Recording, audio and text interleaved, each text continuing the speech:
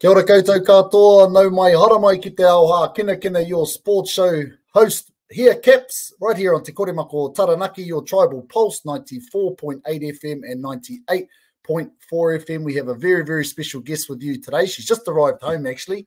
She's accomplished so much in such a short time. With the world at her feet, she continues to accomplish all her goals that she sets out to achieve. She is a two-time NRLW Premiership winner, current Sydney Rooster, and Kiwi Fern number 179, hailing all the way from Waitara. Please welcome our very own Tiana Davison. Kia ora, Tiana. Welcome to the show. Kia ora, Caps. Thank you. Thank you. Good to be here. It's awesome to have you. Welcome home. Well, ko wai koe, no he koe, a bit about yourself, your whānau, and where you're from. Ko Tiana Tuku Ingoa. I grew up and was born and raised in Waitara here pretty much my whole life, and then moved around the maunga with my mum and dad as they were dairy farmers. So lived all around the maunga, and now I'm just living back here in Waitara. Yeah. Awesome, awesome. Well, hey, it's good to have you here. What a whirlwind few years for you, man. Crazy, crazy. So, yeah, how have you managed to soak it all up? I mean, you've just won a NRLW Premiership. That's your second one. You've been over in Aussie a couple of years now, just smashing your goals. So, yeah, what's it like to achieve all those things in such a short amount of time? Yeah, like I think it's crazy, really, to think that I've been in the NRLW for 3 years now, and I've been lucky enough to play in 2 out of the 3 grand finals that my teams have been involved with, and lucky enough to come away with the wins. But just super grateful to have obviously been given the opportunity to start my journey in the NRLW back in 2022, and kind of just took that with both hands and ran, and very grateful to be in the position that I am today. And yeah, I think it still hasn't fully sunk in yet that yeah, I've got 2 premiership winning rings, but I'm sure it will once the dust settles and I get some time to just relax and chill out at home. Oh, that's awesome. So home, you talk about home. So home is Waitara. So what was your childhood like growing up in Waitara? And knowing Waitara well, it's a very community-driven, place where everybody kind of helps each other out. So who are those that have special people in your life that have helped you on that journey and your sporting journey as a young one? Yeah, so obviously growing up in Waitara and being surrounded by so many different people, sports was such a massive thing for me. So I spent all my junior days up at Clifton Rugby Club, playing junior footy up there. That was always our Saturday ritual, and obviously mum and dad had a big part to play in that. Dad was always coaching and mum was always somewhat managing and juggling it with the farm and whatnot. So that was also good, but they do say that it takes a village. So my best friend's family have had a big influence on me too, and they're always there to support and help out when needed. So very lucky for them. And then obviously my grandparents play a big part as well. They're always on the sidelines supporting and helping run us kids to wherever we needed to be if mum and dad got stuck on the farm. So definitely takes a village. Awesome. You mentioned the Clifton Rugby Club there. So you obviously, rugby union was a sport that you played. So it wasn't always rugby league. What were some of the other sports that you played as a young girl?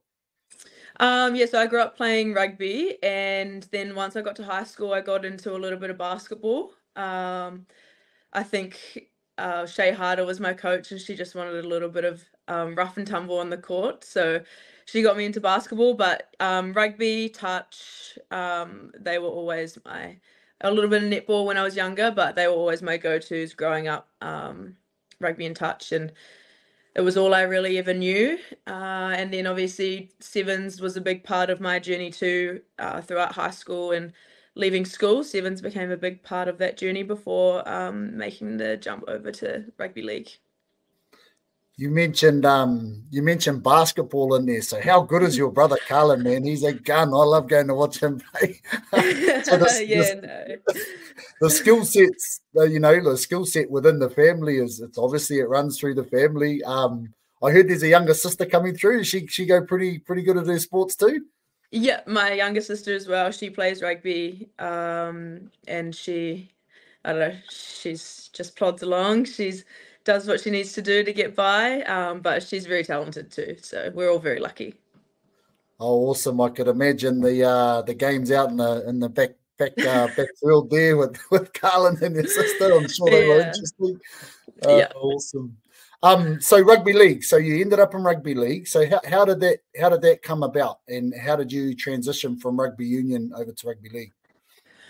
So I was lucky enough to be put in contact with Andre Ponga, and he helped me start my journey with the Newcastle Knights back in 2022, which was something that I was just real open-minded to at the beginning. And then once I got over there, I thought, oh, well, I could actually make a real crack at this and give it a real go and hopefully make a career out of it. And with the game just growing and the opportunities almost becoming endless these days with the new teams coming in each year, I just kind of knew that it was something that I could pursue. So I worked hard in the off season, and then obviously when I'm over in Oz, work hard and put my best foot forward to make that 17 each week to play. So yeah. Nice. And that rugby league journey, obviously over in Newcastle for a couple of years, but what is it about? Have you obviously grown to love the game? What is it about rugby league that you love? Yeah, so I've come to love the game just as much as what I did. I've created a big passion for it, just like I did rugby. I enjoy playing rugby league so much more now. The physicality of it, I don't know, it excites me, I guess. And the friendships that you create, like you go to war with your sisters, which is cool. So getting to run out with people who become family, I guess, is really special. So that's always good. But yeah, the physicality and the rough and tumble, I always loved that growing up as a kid. And I think the rugby league just takes that to a whole nother level, which is awesome. But it's also cool to be able to be a role model for the younger girls coming through. Like there's so many opportunities out there for young girls to play rugby league. And I think the more that we can promote our women's game, the better. So it's only going to grow, which is cool. That's really awesome. You mentioned there about, role modelling with our young kōtiro that are coming through the game. And I've seen this within yourself. I mean, you just wanted to make mention, you come home, you don't have to, but you come and play in the Māori tournaments, local Māori tournaments. That must be pretty cool for you to just come back and play with your mates and your whānau back here in Taranaki at that kind of level. Yeah, no, it's cool. It's cool to always come back to your roots and play some grassroots footy.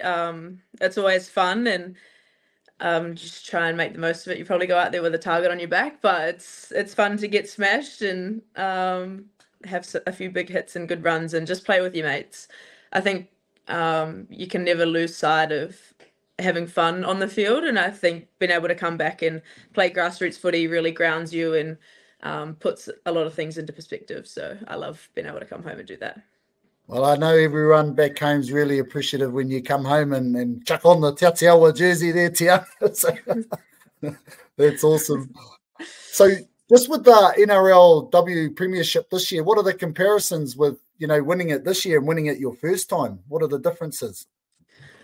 Look, obviously it's still very, very special and very grateful, but each journey has been different. Obviously, last year I was with the Newcastle Knights, and this year I was down with the Sydney Roosters. But there's still the same principles. Like you work hard for one another. You put in the hard work throughout the year, all to obviously try and make that goal. But I think this year, like my development's come so much further. Like being coached by John Strange has been really, really helpful for me in my journey and beneficial for me. I've learned so much to put in like my little kitty of knowledge, so I'm really grateful for that. But I think also the girls had a big part to play in this year, and we were lucky enough to have a very talented side. But yeah, it's still very special, and never lose sight of how lucky and fortunate I am to be in the position where I am today, and to go back to back's pretty special. But obviously just to be able to even be in that position is even more special. So yeah. Oh, that's awesome. So coming up, you've just been named in the Black Ferns for the second time. Black Ferns, the Kiwi Ferns. Black Ferns maybe one day, eh, Tiana? Yeah, maybe. But That ship might have sailed though. yeah. But so the Kiwi Ferns campaign's coming up. You must be really excited about that. What does that mean to you and your family, like putting on the black jersey?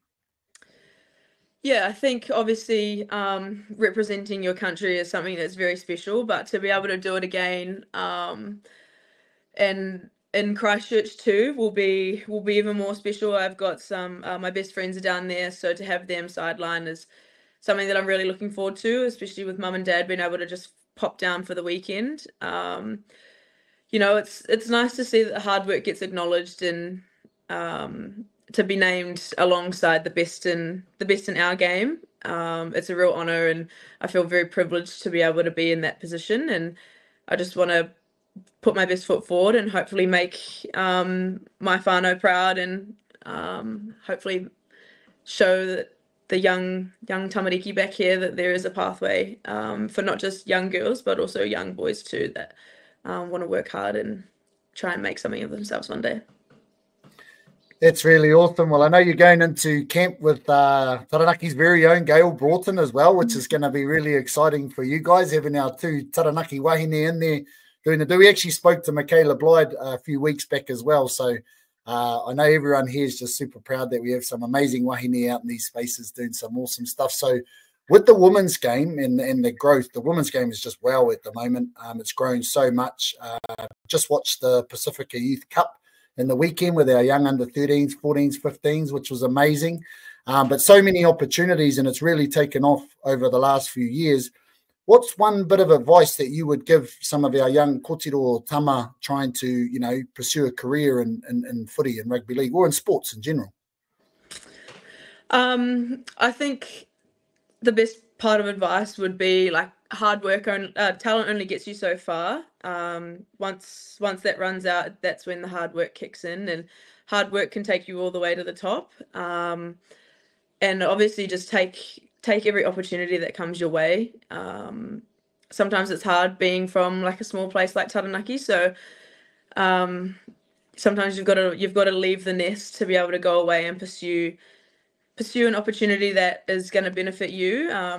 But just remember that this is where like your roots lie. Home will always be home, and home doesn't change all that often, and you can always come back. So but yeah, hard work and perseverance is something that will help you reach the top. Well, hard work and perseverance is you all over, Tiana. So thank you so much for spending some time with us today on the show. Our province is incredibly proud of yourself and all that you do out there in your rugby league space and all that you've achieved so far. We wish you nothing but the very best with the up-and-coming Kiwis campaign and look forward to seeing you flourish into the future and the big stage for years to come. So thanks for coming along today, Tiana. No worries. Thanks for having me.